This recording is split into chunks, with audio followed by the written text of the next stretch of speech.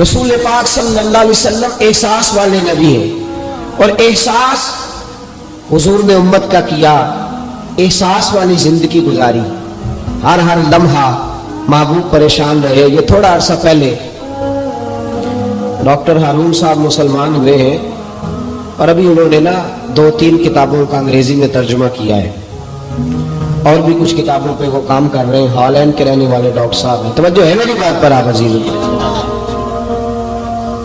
Doctor صاحب کہتے ہیں کہ میں نے یہ سنا تھا کہ مسلمان دہشت گرد ہیں، یہ بم بلاسٹ کرتے ہیں، تو میں جہاں لفظ اسلام آتا تھا وہاں سے میں تھوڑا پٹ جاتا تھا، پیچھے ہٹ جاتا تھا، لیکن میرے مزاج کے اندر یہ بات شامل تھی کہ میرے اندر اللہ نے بڑا انسانیت کا جذبہ رکھا ہوا تھا، تو میں ایک تنظیم قائم کر رہا تھا۔ میرا خیال تھا کہ ایک ایسی جماعت بناؤں کہ جو پوری دنیا کے اندر اسلام، توجہ ہے میرے عزیزوں کی، کہتے میرا خیال تھا ایسی جماعت قائم کروں کہ جو پوری دنیا میں لوگوں کی خدمت کرے اور بغیر امتیاز کے کرے، اسلام والوں کی بھی اور غیر مسلموں کی بھی۔ لیکن مجھے بڑا دھچکا رہتا تھا کہ مسلمان سخت گیر قوم ہے۔ میں نے بہت ساری جماعتوں کا منشور اور دستور منگایا، اور میں نے کہا میں اپنی جماعت کا دستور لکھوں گا تو پہلے ذرا سارا میں مطالعہ کر لوں۔ ڈاکٹروں کا ٹیبل ہوتا ہے، اس کے اوپر شیشہ لگا ہوتا ہے، نیچے وہ جو چیز ضروری ہوتی ہے وہ رکھ لیتے۔ کہتے ایک مصر کے مولانا صاحب آئے ہوئے تھے ہالینڈ کے دورے پر، اچھی انگریزی جانتے تھے، تو کسی وجہ سے علیل ہو گئے، میرے پاس وہ آئے، اور انہوں نے دیکھا کہ میں انسانی حقوق پر کچھ لکھ رہا ہوں، کام کر رہا ہوں، تو وہ دیکھ کر کے مجھے کہنے لگے کہ ڈاکٹر صاحب آپ کوئی تنظیم قائم کر رہے ہیں؟ میں نے کہا ہاں۔ تو کہتے انہوں نے ہلکا سا ٹچ دیا، زور نہیں دیا، اور ویسے بھی جو ہلکی بات ہوتی ہے وہ ذرا دل میں جلدی بیٹھ جاتی ہے۔ کہتے ہلکا سا ٹچ دیا، کہنے لگے اگر کبھی موقع ملے تو میرے نبی پاک کی بھی سیرت پڑھ کے دیکھیں، بس ہلکی سی بات، اور وہ جملہ چھوڑ گئے۔ اعلیٰ حضرت فاضل بریلوی علیہ رحمہ نے لکھا ضروری نہیں کہ تم جو کہہ رہے ہو وہ منوا کے اٹھو، لیکن میسج ضرور چھوڑ دیا کرو۔ جب انسان کے ذہن میں بات ہوتی ہے یہاں سٹاک ہوتا ہے جب بات کا، تو جب وہ کام کرنے لگتا ہے تو ایک دفعہ وہ بات سامنے ضرور آتی ہے۔ کہہ دیا کرو۔ انہوں نے کہہ دیا کہ ڈاکٹر صاحب ایک دفعہ حضور کی سیرت بھی پڑھ لیں۔ کہتے ہیں میرے ذہن میں بات بیٹھ گئی، مصروف آدمی تھا، زیادہ تو نہیں میں مطالعہ کر سکتا تھا، لیکن میں نے ایک دن 10 منٹ گھر میں ملے تھے تو میں کمپیوٹر پہ بیٹھا، اور میں نے کہا کہ انگریزی میں جو کتابیں حضور سید عالم صلی اللہ علیہ وسلم کی سیرت کی ہیں ان کو ذرا دیکھتا ہوں۔ تو فرماتے کہ میں نے نیٹ پہ سرچ کیا، پہلی حدیث آئی اور میں کلمہ پڑھ کے مسلمان ہو گیا۔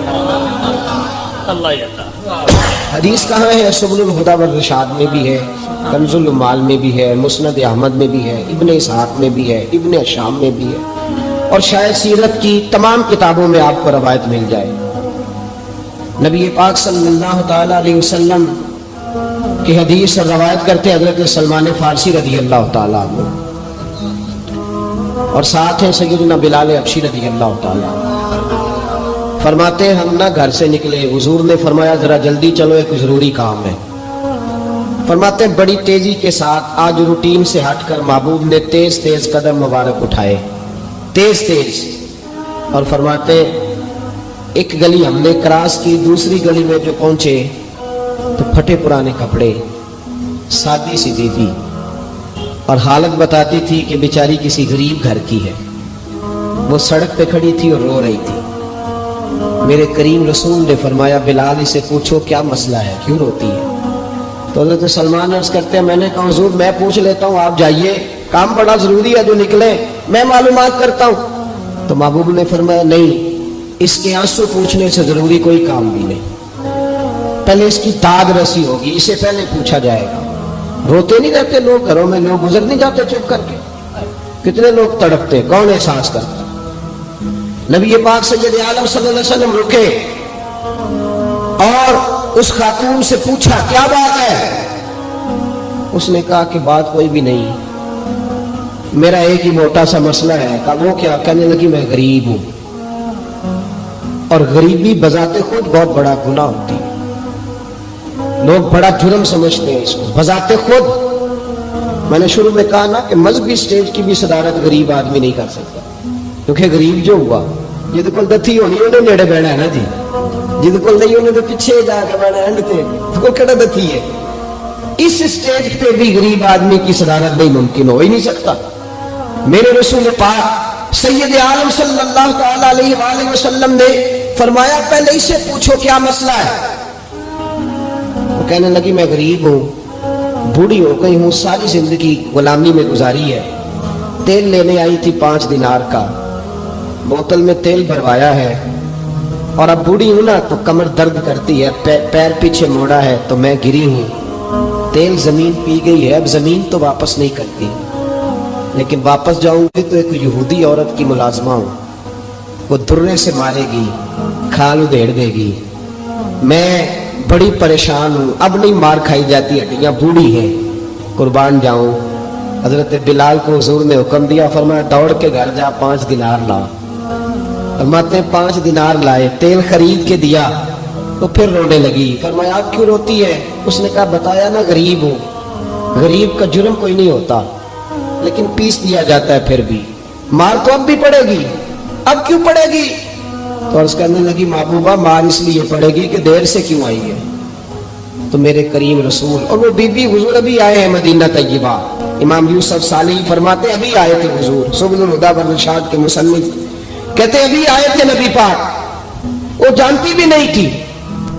तो सैयद आलम सल्लल्लाहु तआला अलैहि वसल्लम ने फरमाया अच्छा मार पड़ेगी, कहा और भाई काउंसलर जो कल आपको कह रहा था ना मैं आपका खादम हूं, काउंसलर बेगुनाह, बल्कि हमारे एसएचओ साहब अगर चौधरी पे पर्चा आ जाए तो उसको टेलीफोन करके पूछते हैं साहब जी ਤੁਹਾਡੇ खिलाफ दरखास्त आई, ਉਹਦਾ ਕੀ करना है। तो गरीब आदमी बेचारा, उसकी गलती ये थी कि वो गरीब था तो उसने रेड़ी लगा ली चौक में, उसको दबोच के ले गए, तेन पता नहीं इतने निकलोई था। तो उसके पास कुल इन्वेस्टमेंट ही 5000 थी, सारा ले गए। फिर वो काउंसलर साहब के पास चला गया, सर मेरे नाल चले आने जरा, मैं थाने जाना। उन्हें कहा गड्डी कराई है, पैसे है नहीं, एवं थाने जाइए। अब वो गाड़ी लाया है, पता नहीं कहाँ से लाया है, थाने पहुंचा है।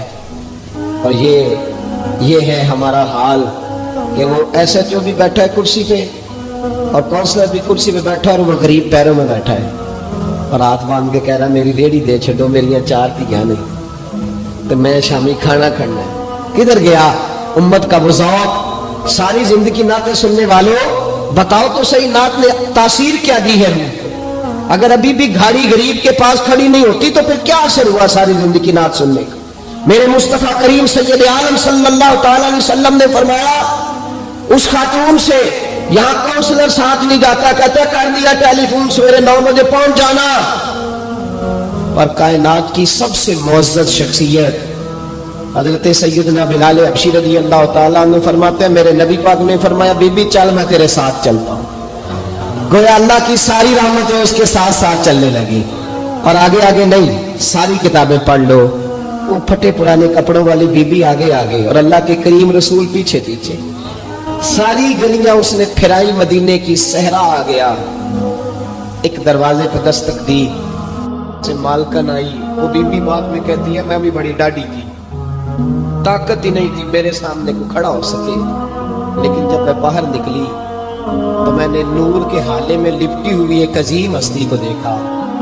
फरमाते महबूब के गोरे चिट्टे रंग के ऊपर काली जुल्फें और महबूबे पाक की मुकद्दस आंखें जब तक बात करते रहे नजरें जमीन पे झुकी रही। शर्मो हया वाले रसूल ने बड़े मीठे, बड़े धीमे, बड़े खूबसूरत लहजे में कहा। बरेली के इमाम फरमाते नीची नजरों की शर्मो हया पे दुरूद। बड़े धीमे लहजे में फरमाया तेरी नौकरानी है तेरी। औरत कहती है मैं तो हुजूर के जलवों में महव हो गई कि सादगी में इतना हुस्न मैंने देखा ही नहीं, तेरी नौकरानी है। कहा तो मेरे महबूब ने फरमाया बेचारी की गलती कोई नहीं, इसे मारना ना, इससे तेल गिर गया था, नया खरीदते देर हो गई, रो रही थी तो मैं सिफारिश करने आया। वो खातून कहती है किसी की नहीं मानी थी।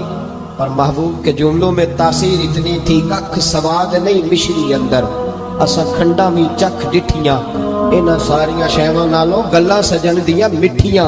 فرماتے ہیں نبی پاک صلی اللہ تعالی علیہ وآلہ وسلم نے فرمایا کچھ نہ کہنا. کہنے لگی نہیں کہتی, میرا وعدہ رہا, کچھ نہیں کہوں گی. اب میرے حبیب نے پھر نظر اٹھائی اور اس غریبنی کی طرف دیکھا اور فرمایا تو اگر کہے تو میں جاؤں, تو اگر کہے تو میں خود بھیک دے, خود ہی کہے منگتے کا بھلا ہو, تو اگر کہے تو میں جاؤں. اس نے خراج پیش کیا تو چند آنسو گرائے. کہنے لگی محبوبہ جیسے بندہ نوازی. حضور نے رخ پھیرا, حضرت بلال کہتے میں پیچھے رہ گیا. میں پیچھے رہ گیا تو وہ دونوں بیویاں دوڑ کے میرے پاس آئی. کہنے لگی بتا تو صحیح ہے کون, یہ بتا تو صحیح کون تھے. تو حضرت بلال کہنے لگی تم نہیں جانتے. جناب بلال فرمانے لگے یہی تو ہے جنہیں اللہ نے سچا رسول بنا کے بھیجا ہے. بیویاں دوڑ کے آئی. کہنے لگی محبوبہ دروازے تک آئے ہو تو خالی تو نہ لوٹاؤ, مہربانی فرماؤ ہمیں بھی کلمہ پڑھا دو. ڈاکٹر ہارون کہتے ہیں وہ بیویاں وہاں کلمہ پڑھ رہی تھی اور میں حدیث پڑھ کے کلمہ پڑھ رہا تھا. بھائی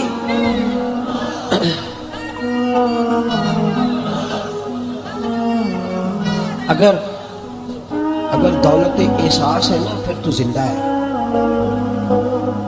جو زندہ ہوتا ہے اس میں لچک ہوتی ہے, جو مر جاتا ہے وہ اکڑ جاتا ہے. اگر زندگی ہے تو پھر احساس ہونا چاہیے. اگر تیرے اندر زندگی ہے تو پھر احساس ہے, اور اگر تیرے اندر احساس نہیں رہا نا تو پھر زندگی زندہ دلی کا نام ہے. مردہ دل کیا خاک جیا کرتے, احساس سے مربت پیدا کرتے. تھوڑا سا دائیں بائیں بھی دیکھیں, تھوڑا پلٹ کر بھی دیکھیں کہ کہیں آپ کی ضرورت تو نہیں.